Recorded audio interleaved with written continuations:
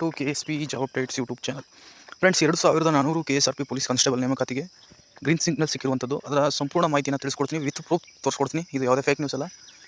ಆದ್ದರಿಂದ ನೀವು ಈ ವಿಡಿಯೋನ ಮೊದಲು ಲೈಕ್ ಮಾಡಿ ಫ್ರೆಂಡ್ಸ್. ದಯವಿಟ್ಟು ಎಲ್ಲರೂ ಒಂದು ಲೈಕ್ನ ಮಾಡಿ, ಆದಷ್ಟು ವಿಡಿಯೋನ ಶೇರ್ ಮಾಡಿ. ಬನ್ನಿ ಫ್ರೆಂಡ್ಸ್, ಮಾಹಿತಿ ನೋಡೋಣ.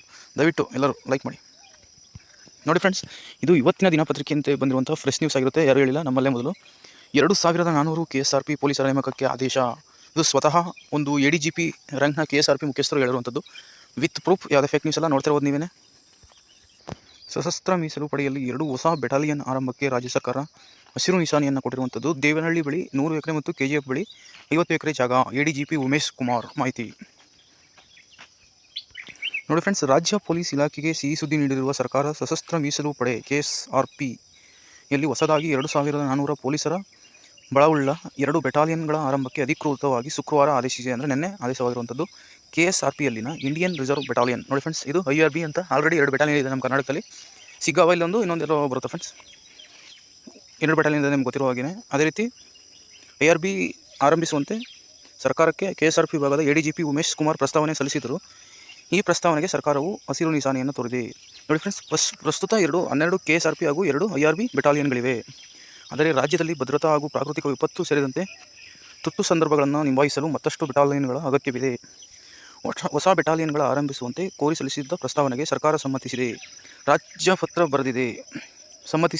ಪತ್ರ ಬರೆದಿದೆ ಎಂದು ADGP ಉಮೇಶ್ ಕುಮಾರ್ ಕನ್ನಡಪ್ರಭಕ್ಕೆ ತಿಳಿಸಿದ್ದಾರೆ. ನೋಡ್ತಾ ಇರ್ಬೋದು ಫ್ರೆಂಡ್ಸ್. ಬೆಂಗಳೂರು ಗ್ರಾಮಾಂತರ ಜಿಲ್ಲೆ ದೇವನಹಳ್ಳಿ ತಾಲೂಕಿನ ಅವತಿ ಸಮೀಪ 100 ಎಕರೆ ಹಾಗೂ KGF ಬಳಿ 50 ಎಕರೆ ಪ್ರದೇಶದಲ್ಲಿ ಹೊಸದಾಗಿ ರಚನೆಯಾಗಿರುವ IRB ಬೆಟಾಲಿಯನ್ಗೆ ಮೀಸಲಿಡಲಾಗಿದೆ. ತರಬೇತಿ ಹಾಗೂ ವಸತಿ ಸೇರಿದಂತೆ ಇತರ ಸೌಲಭ್ಯಗಳನ್ನು ಕಲ್ಪಿಸಲಾಗುತ್ತದೆ.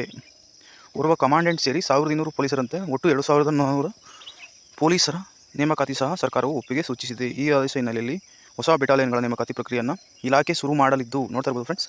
ಸರ್ಕಾರಿ ಸೇವೆ ಸೇರಲು ಕನಸು ಕಂಡಿರುವ ಉದ್ಯೋಗಾರ್ಥಿಗಳಿಗೆ ಮತ್ತಷ್ಟು ಅವಕಾಶ ಸಿಗಲಿದೆ.